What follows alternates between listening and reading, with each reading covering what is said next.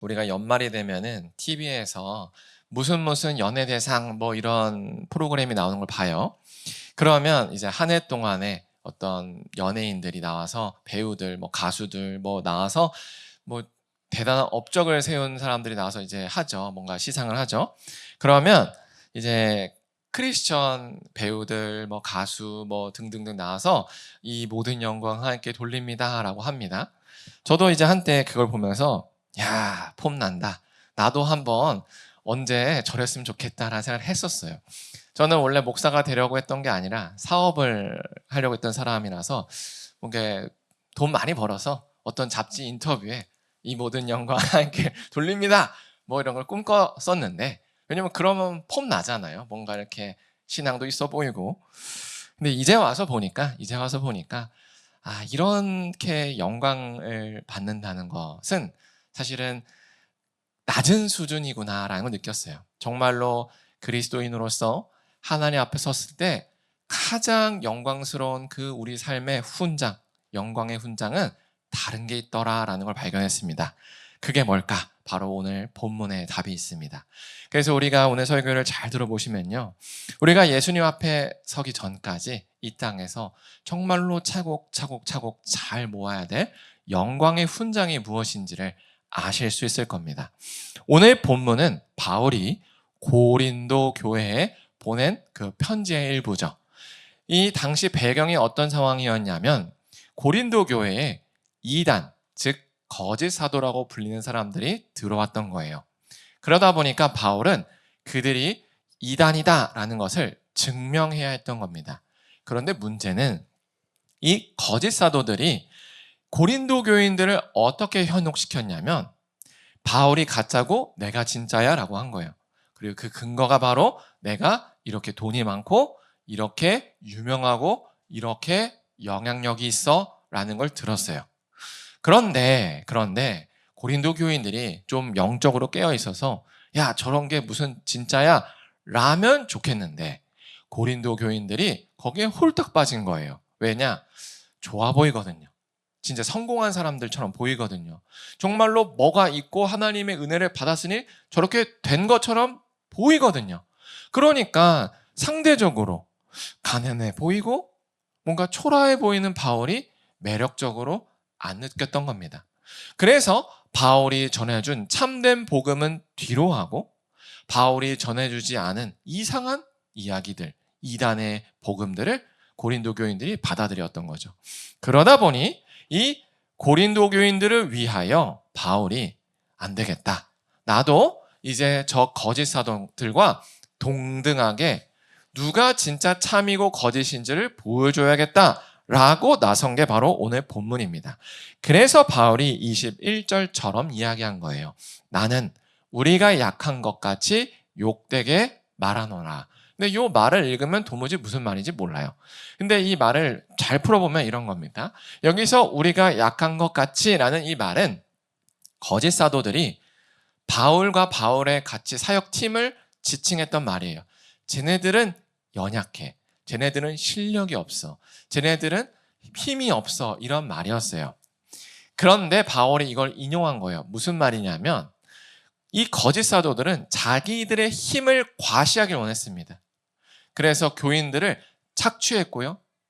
뺨을 때렸고 그 재산을 강탈했어요. 그런데 교인들은 그렇게 강력한 리더십 앞에 그들이 정말로 힘이 세구나, 정말로 하나님의 사람이구나 라고 착각한 겁니다. 그래서 바울이 반대로 얘기한 거예요. 야, 내가 그래 맞아. 너희들 뺨 안 때렸어. 너희들 착취 안 했고 내가 너희들한테 돈 강탈 안 했어.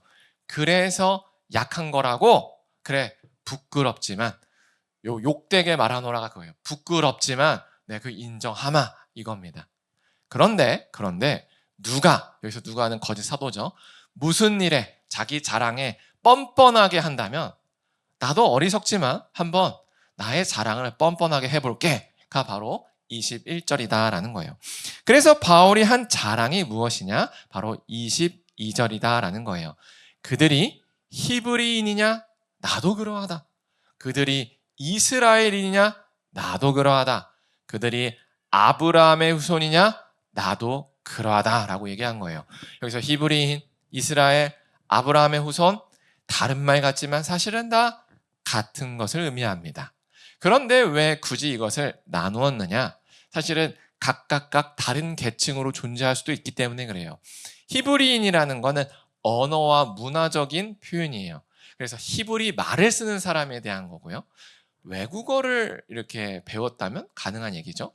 이스라엘인이냐, 이건 뭐냐면 하나님의 그 언약, 야곱에게 해줬던 그 언약에 참여한 사람이냐, 나도 그렇다라는 거예요. 신학적인 표현이고요. 아브라함의 후손이냐, 이것은 혈통적인 표현이에요. 예를 들면 이럴 수 있죠. 한국 사람인데 미국에 살아요. 그렇죠? 그럴 수 있죠. 혈통적으로는 한국인인데 미국 시민권자. 그러나 지금 바울이 얘기한 건 나는 찐 유대인이고 찐 이스라엘이고 찐 히브리인이야, 이런 얘기입니다. 그래서 바울이 이 얘기를 하는 이유는 거짓 사도들도 이러했다라는 거예요. 그래서 야, 우리 정통성이 있어. 우리 정통성이 있어. 내 말을 들어. 이런 겁니다. 그러니까 바울이 이렇게 얘기해요. 걔네만 정통성이 있는 줄 알아? 나도 있어. 우리 식으로 따지면 걔만 목사야? 나도 목사야. 뭐 이런 겁니다. 그래서 바울이 이제 본격적으로 무엇을 자랑합니다. 그게 바로 23절부터 27절이에요. 바로 이런 걸 자랑해요. 그들이 그리스도의 일꾼이냐? 정신없는 말을 하거니와. 이게 무슨 말이냐면 나도 그들과 함께 한번 미친 척 치고 자랑해 볼게, 이거예요. 나는 더욱 그리스도의 일꾼이다, 이겁니다. 그 근거가 뭐냐? 내가 수고를 넘치도록 했다. 옥에 갇히기도 했고 또 맞기도 많이 맞았다. 여러 번 죽을 뻔했고 또 유대인들에게 40에서 한 대를 감한 매를 5번 맞았다.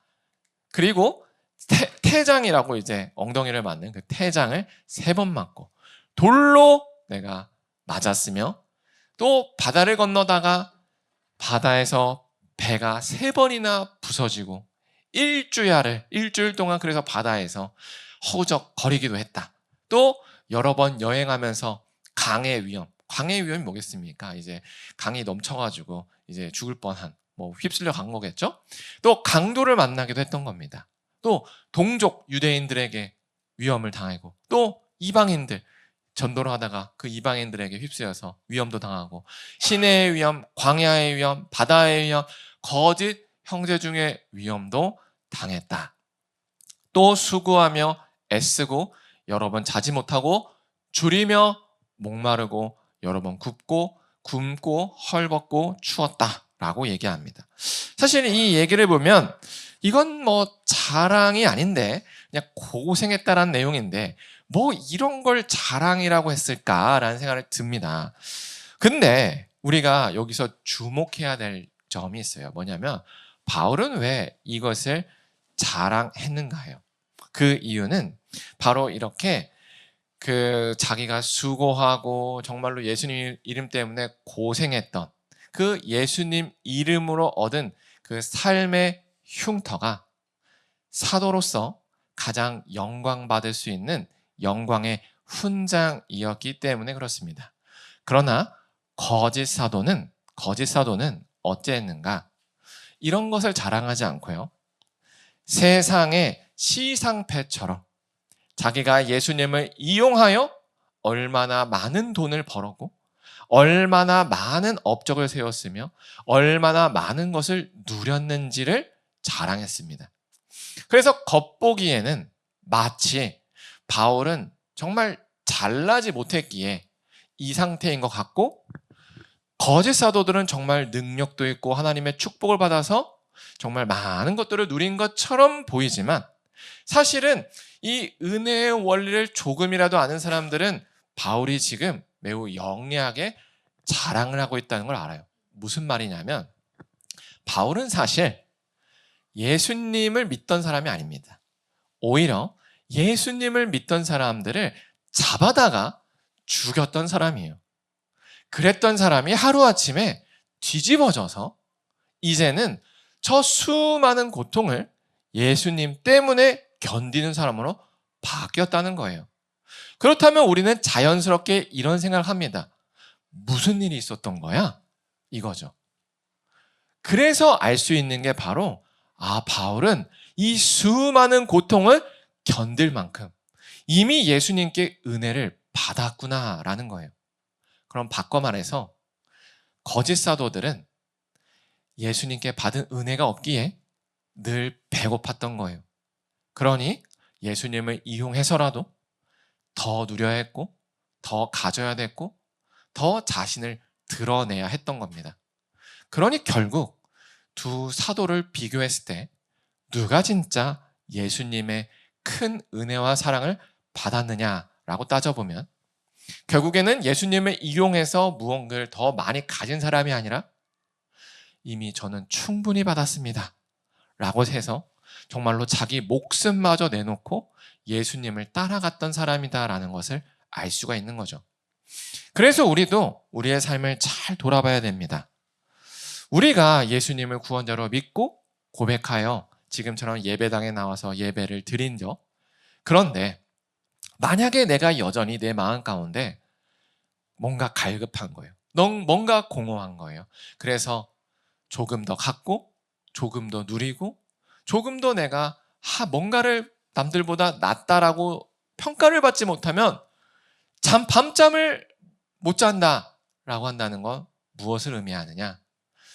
우리가 은혜를 못 받았거나 아니면 은혜를 받았어도 그게 은혜인지 모르는 불쌍한 상태이다라는 겁니다. 우리가 이 사실을 주목해야 돼요. 우리가 정말로 더 나아지기 위해서 뭔가를 가지고 뭔가를 누리고 뭔가를 더 내가 평안을 위해서 쌓는다고 하더라도 사실은 우리의 공허함이 해결되지 않는다는 거예요. 왜냐하면 우리의 이 불만족의 문제에 참된 구원자는 돈도 아니고요, 명예도 아니고요, 내 육신의 안락함도 아니기 때문에 그래요. 그것은 참된 구원자가 될 수 없습니다. 우리가 이미 성경을 통해서 알듯이, 우리가 이미 우리의 머리와 우리의 마음으로 고백하듯이 우리 인생의 유일한 구원자는 예수 그리스도입니다. 근데 그 예수 그리스도가 우리와 함께 하신다면, 함께 하셨다면 우리는 이미 사실은 받아야 될 모든 은혜를 받았다라는 거예요. 근데 문제는 뭐예요? 그것이 은혜로 보이지 않는다는 거예요. 그래서 내가 만약 지금 이렇게 불쌍한 상태라면 우리가 지금 기도해야 될 것은 하나님 저 돈 좀 더 주세요. 하나님 저 집 주세요. 하나님 저 명예 주세요가 아니라 하나님 이제 제가 설교를 듣고 알았는데 제가 지금까지 받은 은혜가 무엇인지 진짜 깨닫게 해주세요. 이거를 기도해야 됩니다. 이 내면에 정말로 은혜가 은혜인지를 깨닫게 되는 이 시선의 변화가 생기지 않으면 우리는 아무리 무언가를 더 추구하고 받더라도 결코 우리는 그 만족이 없을 거예요. 마치 경마에서 앞만 보고 뛰는 그 경주마처럼 사탄 마귀에게 우리의 눈이 다 가려져서 내가 이미 하나님께 받은 그 많은 은혜는 보이지 않고 없는 것만 보이는 그 불쌍한 상태를 살게 된다는 사실을 꼭 기억하셨으면 좋겠습니다. 그래서 바울은 이 은혜를 알고 누렸기에 지금까지 고백했던 이 수많은 고난을 견뎌낼 수 있었던 거죠. 그렇다면 바울은 이런 고난 앞에 괴롭지 않았느냐? 괴로웠습니다. 그래서 바울이 직접 어떤 고난이 가장 괴로웠는지를 얘기하는데요. 바로 28절이에요. 이 일 외에도 어떤 일이 있었느냐? 아직도 날마다 내 속에 눌리는 일이 있대요. 여기서 눌린다라는 것은 그냥 마음이 답답하다라는 차원을 넘어서 어떤 원래 의미냐면 성에서 이제 전쟁을 한다 생각해 볼 때 우리 앞에 수십만 대군이 이렇게 올 때 그 압박감. 와, 죽었다. 이 느낌. 수십만 대군이 왜 영화 보면 반지의 제왕 보면 막 이렇게 오잖아요. 그때 그 오는 그 엄청난 압박감. 그게 바로 바울이 말하는 거예요. 근데 그 압박감이 왜 오느냐? 모든 교회를 위하여 염려하는 것이다 라고 얘기해요. 이렇게 들으면 뭔가 이제 바울이 지금 왜 그러지? 하나님께 맡기지 않았나? 자기가 정말로 교회의 구원자가 되려고 했나? 왜 이렇게까지 심하게 염려한다는 거지? 라고 생각할 수 있는데, 그래서 바울이 이에 대한 답도 줍니다. 29절인데요. 우리 함께 읽겠습니다. 시작. 누가 약하면 내가 약하지 아니하며 누가 실족하게 되면 내가 애타지 아니하더냐. 여기서 약하다, 실족하다라는 이 표현은 신앙에서 흔들리다라는 거예요. 그러니까 어떤 한 교인이 신앙에서 흔들린다면 바울 마음에 타는 듯한 아픔이 있다라는 거예요. 이상하죠? 왜일까? 바울은 분명히 이 교회의 주인은 예수님이라는 것도 알고 또 하나님이 책임진다는 것도 아는데 왜 그럴까? 그 이유는 그 교인이 하나님의 길을 떠나면 당해야 될 그 고난이 눈앞에 선명하기 때문에 그래요. 무슨 말이냐면 이런 겁니다. 뭐냐면 너무 사랑해. 그래서 야, 그러면 안 돼 라고 얘기했는데 눈이 뒤집힌 겁니다. 헷가닥한 거예요. 안 들리는 거예요. 아니래. 자기는 자기 마음대로 살고 싶대. 너 죽어 그러다 너 망해. 안 된대. 자기는 이거 안 하면 죽겠대. 이 상태인 겁니다. 해줄 거 다 해줬고 훈계도 하고 다그치기도 하고 달래기도 하고 했는데 여전히 마음속으로 자기는 이렇게 내 마음대로 안 살면 미쳐버리겠대요. 막 안 하면 지금 왜 나를 괴롭히냐 이러는 거예요. 뻔히 보입니다. 저 인생 어떻게 될지 어떻게 골로 갈지가 뻔히 보이는 거예요. 근데 안 보여. 이 사람은 안 들리는 거예요. 어떡합니까? 그래, 저 사람에게는 지금 저 상태가 필요하구나 인정할 수밖에 없는 거예요. 그리고 저 사람을 부르신 하나님을 신뢰할 수밖에 없는 거예요. 그러나 어때요? 사랑하니까 마음이 아픈 겁니다. 우리가 사랑하는 자녀가 교회를 안 나오고 싶대요. 네, 얼마나 마음이 찢어집니까? 네, 그 교회 뭐 그까짓 거 이러면서 얘기해 보세요. 부모는 마음이 찢어집니다. 할 수 있는 게 없는 거예요. 바로 그 상태인 거예요. 바울이 왜 마음이 눌리느냐? 하나님께 안 맡겨서 그게 아니라는 거예요. 정말로 사랑해서인 거예요. 사랑해서. 이게 바로 참된 사랑이에요. 정말로 누군가를 참되게 사랑하면요, 무관심할 수 없어요. 정말로 바울이 이 고린도 교인들뿐만 아니라 이 자기가 복음을 전해서 세우신 그 교회 성도들을 안 사랑했다면 그들이 실족을 하나 신앙을 떠나나 무관심했을 겁니다. 마치 우리가 동물의 왕국이라는 TV 프로그램에서 사바나 초원에서 사자가 사슴을 사냥하는 걸 보면서 사자가 사슴을 잡는구나 라고 무관심하게 보듯이 봤을 거예요. 근데 만약에 그 사슴이 우리의 가족이라면 어떨까요? TV의 생중계 우리의 가족이 사자에게 뜯기는 장면이 본다면 먹히는구나 이럴까요? 못 그런다는 거예요. 정말로 사랑하는 사람에 대해서는 절대로 무관심할 수 없는 겁니다. 그래서 바울이 지금 이렇게 무관심하지 않고 타는 듯한 그 애타함으로 그들을 기다렸던 겁니다. 이것처럼 하나님은 우리를 사랑하세요. 그래서 우리가 이 땅에서 죄와 사망으로 고통받을 때 가만히 계실 수가 없었던 겁니다. 타는 듯한 애탐이 있었던 거예요. 그래서 어떻게 해요? 우리를 구하려고 당신의 아들을 이 땅에 보내신 겁니다. 그게 바로 사랑하는 사람의 모습이에요. 그래서 바울도 이런 겁니다. 그래서 우리도 이러한 관점에서 과연 나는 내 이웃을 사랑하는가? 아니면 무관심하게 사바나 초원에서 사자 한 마리가 나와 상관없는 사슴을 잡아먹는 것처럼 그냥 뭐 떠날만 하니까 떠났겠지. 에이 뭐 실족할 만하니까 실족했겠지. 뭐 알아서 돌아오겠지. 라고 했는지를 돌아봤으면 좋겠습니다.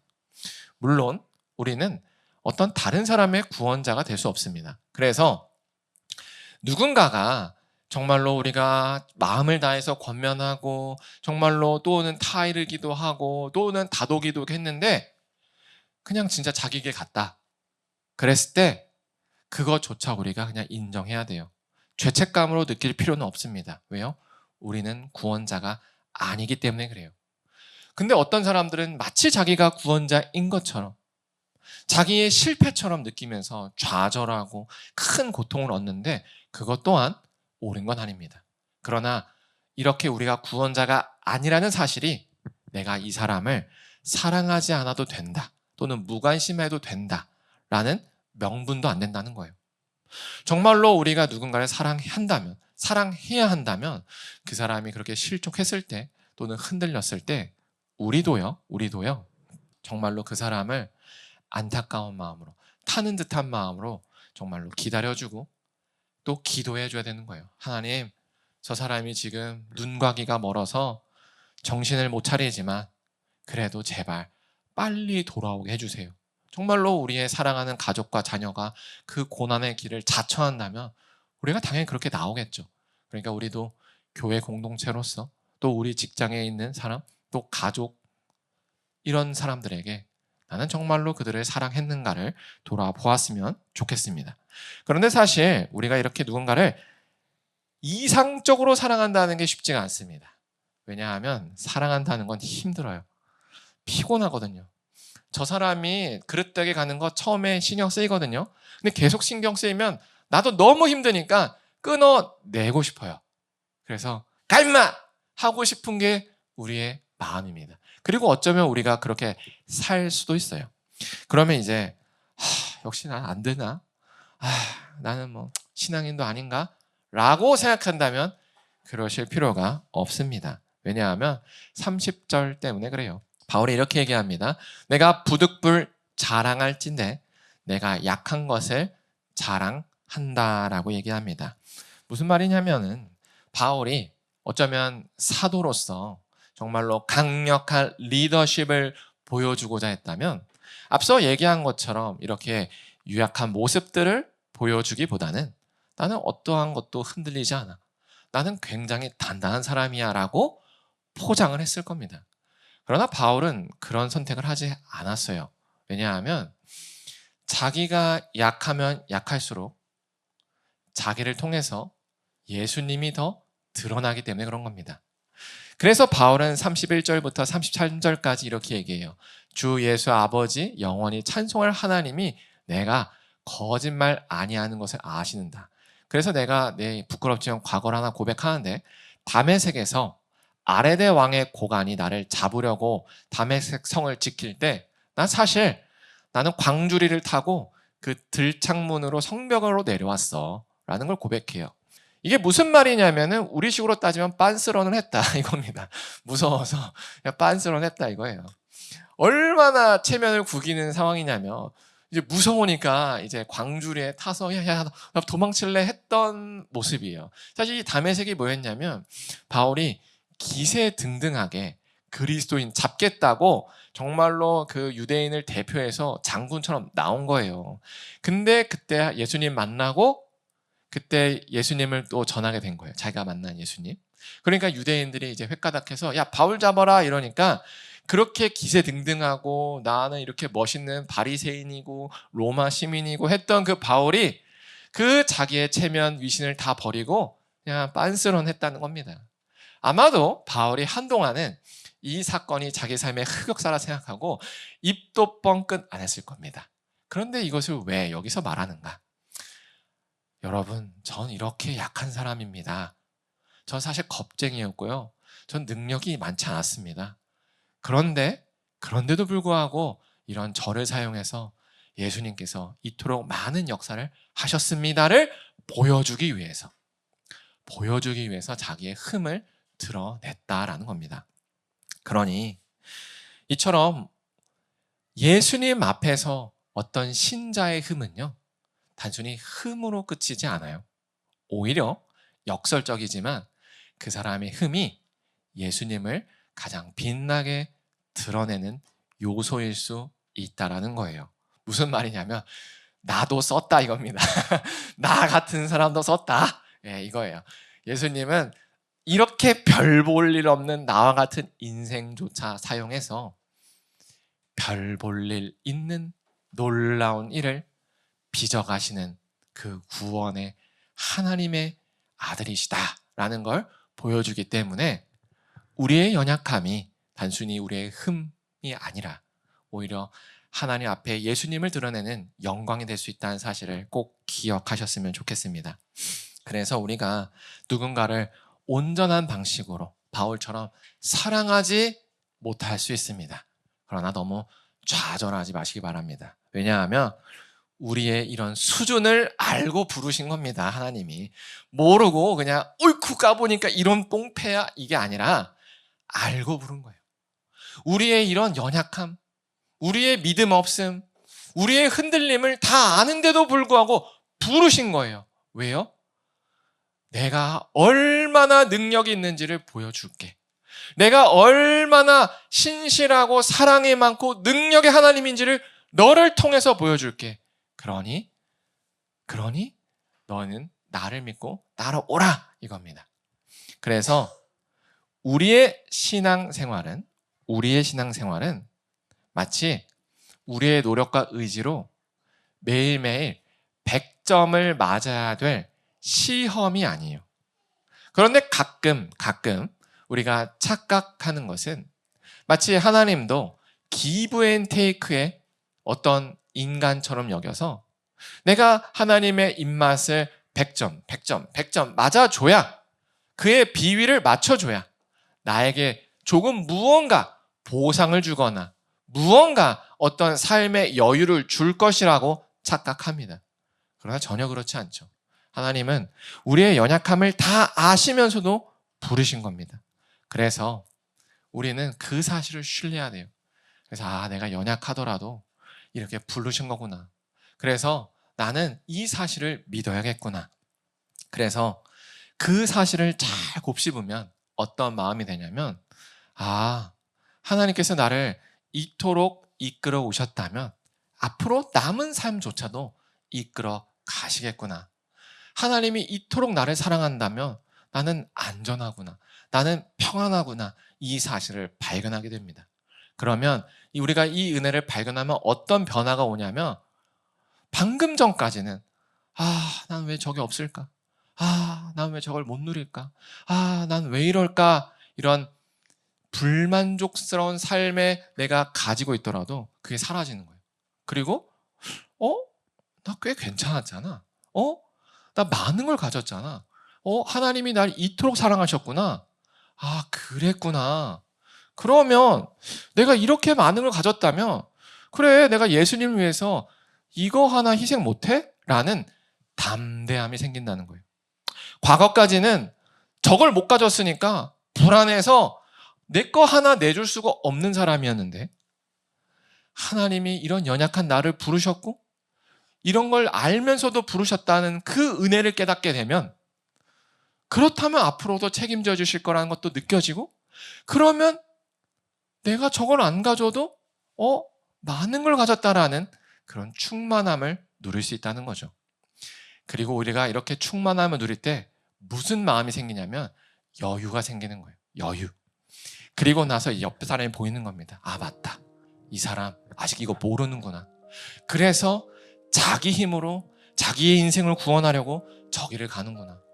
그래서 내가 보듬어 줘야겠구나. 품어줘야겠구나. 아직 자기가 무슨 말 하는지도 몰라서 자기 딴엔 자랑인 줄 알고 사람들에게 나 이거 할 거예요, 저거 할 거예요 했지만, 저걸 불쌍히 여기고 품어주고 기도해주는 그런 사람이 되어야겠구나. 그게 바로 오늘 바울이 또 예수님이 우리에게 말하는 사랑입니다. 그래서 우리가 이 시간에 정말로 소망하는 것은, 정말로 오늘 말씀을 듣고 맞아, 나도 이런 큰 은혜를 받았고 하나님이 나를 이토록 사랑하시는구나를 깨달아서 정말로 내 옆에 있는 가족, 교회 식구, 직장 동료, 또 주변의 이웃까지 정말로 진실되게 사랑하는 것으로 나아갔으면 좋겠습니다. 그래서 우리가 이 시간 찬양하고 기도할 때 이렇게 기도했으면 좋겠습니다. 하나님 안에서 이미 받은 은혜를 깨달아서 기꺼이 예수님을 위하여 이웃을 전심으로 사랑하는 영광의 훈장을 얻게 해달라고 기도했으면 좋겠습니다.